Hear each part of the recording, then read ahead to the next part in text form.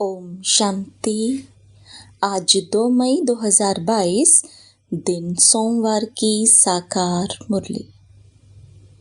आइए अब सुनते हैं मीठे बाप दादा के मधुर महावाक्यों को।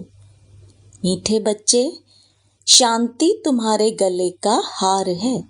आत्मा का स्वधर्म है, इसलिए शांति के लिए भटकने की दरकार नहीं। तुम अपने स्वधर्म में स्थित हो जाओ। प्रश्न: मनुष्य किसी भी चीज को शुद्ध बनाने के लिए कौन सी युक्ति रचते हैं और बाप ने कौन सी युक्ति रची है? उत्तर: मनुष्य किसी भी चीज को शुद्ध बनाने के लिए उसे आग में डालते हैं। यज्ञ भी रचते हैं तो उसमें भी आग जलाते हैं। यहाँ भी बाप ने रुद्र यज्ञ रचा है, लेकिन यह ज्ञान यज्ञ है। इसमें सबकी आहुति पड़नी है। तुम बच्चे देह सहित सब कुछ इसमें स्वाहा करते हो। तुम्हें योग लगाना है। योग की ही रेस है। इसी से तुम पहले रुद्र के गले का हार बनेंगे, फिर विष्णु के गले की माला में पिरोए जाएंगे। गीत। ओम नमो शिवाय। तुम ही हो मात सहायक स्वामी सखा, तुम ही सबके रखवारे हो। ओम शांति। यह महिमा किसकी सुनी? पारलौकिक परम पिता परम आत्मा अर्थात परमात्मा की। सभी भक्त अथवा साधना करने वाले उनको याद करते हैं। उनका नाम फिर पतित पावन भी है। बच्चे जानते हैं भारत पावन था। लक्ष्मी नारायण आदि का पवित्र प्रवृत्ति मार्ग का धर्म था, जिसको आदि सनातन देवी देवता धर्म कहा जाता है। भारत में पवित्रता, सुख, शांति, संपत्ति सब कुछ था। पवित्रता नहीं है तो ना शांति है ना सुख है। शांति के लिए भटकते रहते हैं, जंगल में फिरते रहते हैं। एक को भी शांति नहीं है, क्योंकि न बाप को जानते हैं, न अपने को समझते कि मैं आत्मा हूँ, यह मेरा शरीर है।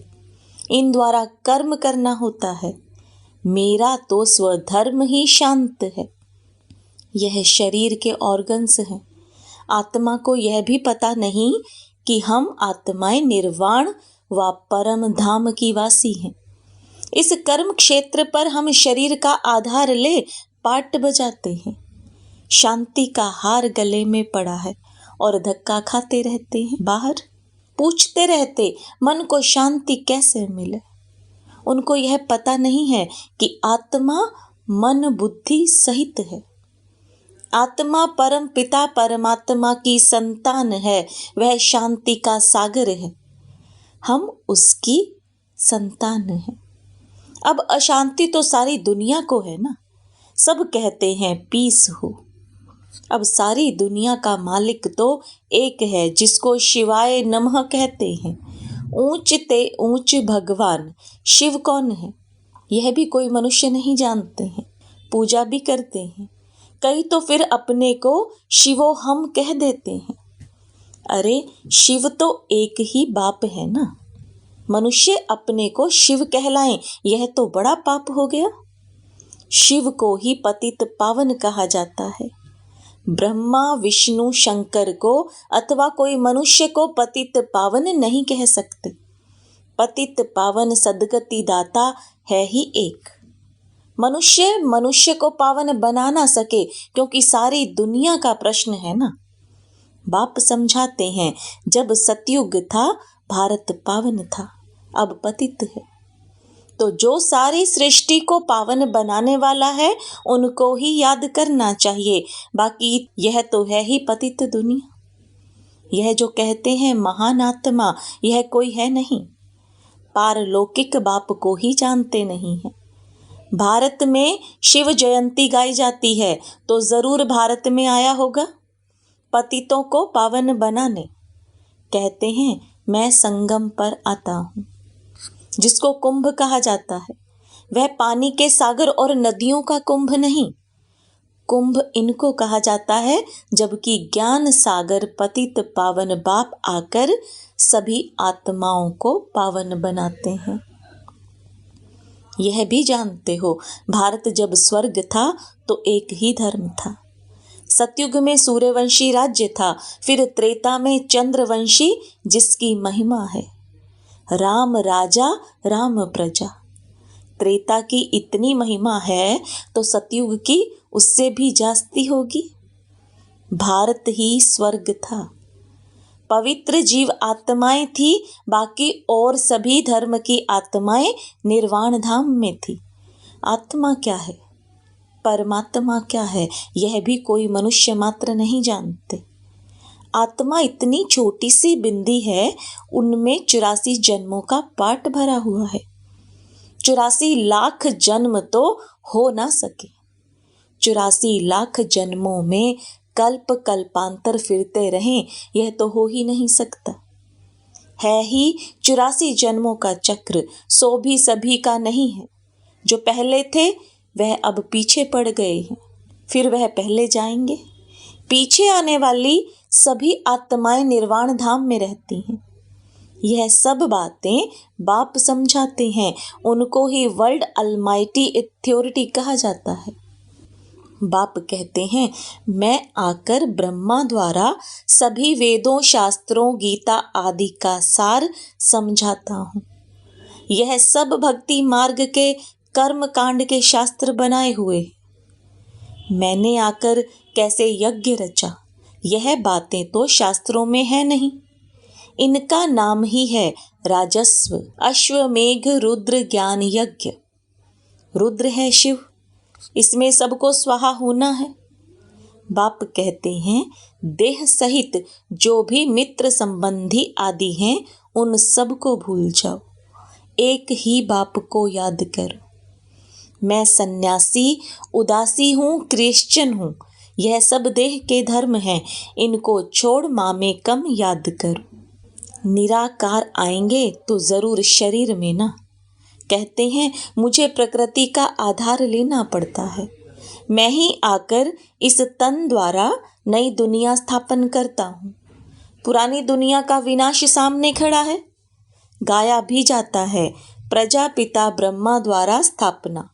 सूक्ष्म वतन है ही फरिश्तों की दुनिया, वहाँ हड्डी मांस नहीं होता है, वहाँ सूक्ष्म शरीर होता है, सफेद सफेद जैसे घोस्ट होते हैं ना। आत्मा जिसको शरीर नहीं मिलता है तो वह भटकती रहती है। छाया रूपी शरीर दिखाई पड़ता है, उनको पकड़ नहीं सकते हैं। अब बाप कहते हैं, बच्चे याद करो तो याद से तुम्हारे विकर्म विनाश होंगे। गाया भी जाता है, बहुत गई थोड़ी रही। अब बाकी थोड़ा समय है, जितना हो सके बाप को याद करो तो अंतमति सो गति हो जाएगी।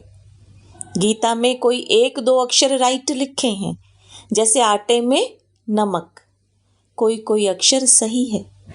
पहले तो भगवान निराकार है, यह मालूम होना चाहिए। वह निराकार भगवान फिर वाच कैसे करते हैं? कहते हैं, साधारण ब्रह्मा तन में प्रवेश कर राजयोग सिखलाता हूँ। बच्चे मुझे याद करो, मैं आता ही हूँ एक धर्म की स्थापना कर बाकी सब धर्मों का विनाश कराने। अभी तो अनेक धर्म हैं। आज से 5000 वर्ष पहले सतयुग में एक ही आदि सनातन देवी देवता धर्म था। सभी आत्माएं अपना अपना हिसाब किताब चुकतू कर जाती हैं। उनको कयामत का समय कहा जाता है। सभी के दुखों का हिसाब किताब चुकतू होता है। दुख मिलता ही है पापों के कारण। पाप का हिसाब चुकतू होने के बाद फिर पुण्य का शुरू हो जाता है। हर एक चीज शुद्ध बनाने के लिए आग जलाई जाती है। यज्ञ रचते हैं, उसमें भी आग जलाते हैं। यह तो मटीरियल यज्ञ नहीं है, यह है रुद्र ज्ञान यज्ञ। ऐसे नहीं कहते कृष्ण ज्ञान यज्ञ। कृष्ण ने कोई यज्ञ नहीं रचा, कृष्ण तो प्रिंस था। यज्ञ रचा जाता है आफतों के समय। इस समय सब तरफ आफतें हैं ना, बहुत मनुष्य रुद्र यज्ञ भी रचते हैं, रुद्र ज्ञान यज्ञ नहीं रचते हैं। वह तो रुद्र परम पिता परमात्मा ही आकर रचते हैं। कहते हैं यह जो रुद्र ज्ञान यज्ञ है इसमें सबकी आहुति हो जाएगी। बाबा आया हुआ है, यज्ञ भी रचा हुआ है। जब तक राजाई स्थापन हो जाए और सब पावन बन जाएं, फट से सब तो पावन नहीं बनते। योग लगाते रहो अंत तक। यह है ही योग की रेस। बाप को जितना जास्ती याद करते हैं उतना दौड़ी लगाकर जाए रुद्र के गले का हार बनते हैं। फिर विष्णु के गले की माला बनेंगे। पहले रुद्र की माला, फिर विष्णु की माला। पहले बाप सबको घर ले जाते हैं।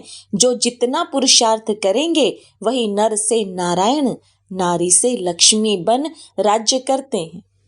गोया यह आदि सनातन देवी देवता धर्म स्थापन हो रहा है। तुमको बाप राज योग सिखला रहे हैं, जैसे 5000 वर्ष पहले सिखलाया था, फिर कल्प बाद सिखलाने आए हैं। शिव जयंती अथवा शिवरात्रि भी मनाते हैं।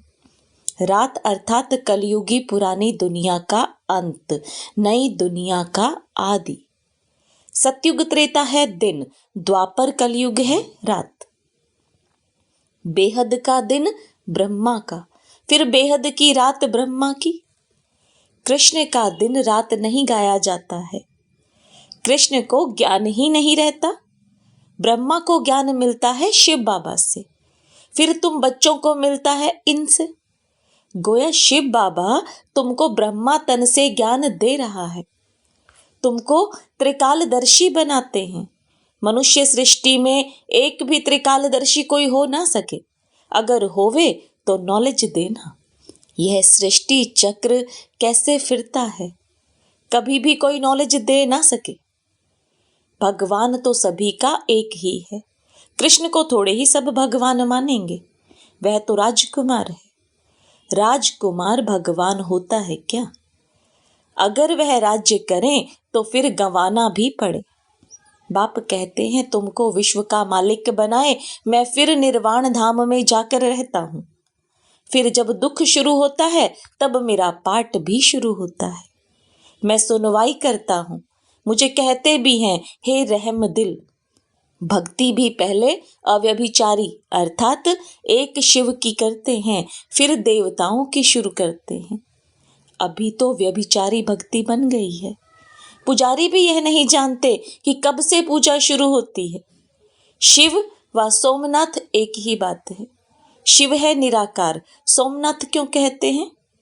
क्योंकि सोमनाथ बाप ने बच्चों को ज्ञान अमृत पिलाया है। नाम तो ढेर है। बबूल नाथ भी कहते हैं क्योंकि बबूल के जो कांटे थे उनको फूल बनाने वाला सर्व का सदगति दाता बाप है। उनको फिर सर्वव्यापी कहना यह तो ग्लानि हुई ना। बाप कहते हैं जब संगम का समय होता है तब एक ही बार में आता हूँ। जब भक्ति पूरी होती है तब ही मैं आता हूँ। यह नियम है। मैं आता ही एक बार हूँ। बाप एक है, अवतार भी एक है। एक ही बार आकर सबको पवित्र राजयोगी बनाता हूँ। तुम्हारा राजयोग है, सन्यासियों का है हठ योग। राजयोग सिखला ना सके। यह हठ योगियों का भी एक धर्म है, भारत को थमाने के लिए। पवित्रता तो चाहिए ना। भारत 100% पावन था, अभी पतित है। तब कहते हैं आकर पावन बनाओ। सतयुग है पावन जीव आत्माओं की दुनिया। अभी तो गृहस्थ धर्म पतित है। सतयुग में गृहस्थ धर्म पावन था। अब फिर से वही पावन गृहस्थ धर्म की स्थापना हो रही है। एक बाप ही सर्व का मुक्ति जीवन मुक्ति दाता है। मनुष्य मनुष्य को मुक्ति जीवन मुक्ति दे ना सके। तुम हो ज्ञान सागर बाप के बच्चे। तुम ब्राह्मण सच्ची सच्ची यात्रा कराएंगे, बाकी सब है झूठी यात्रा कराने वाले। तुम हो डबल अहिंसक। कोई हिंसा नहीं करते हो, ना लड़ते हो, ना काम कटारी चलाते हो। काम पर जीत पाने में मेहनत लगती है। विकारों को जीतना है। तुम ब्रह्मा कुमार कुमारियां शिव बाबा से वर्षा लेते हो, तुम आपस में भाई बहन ठहरे।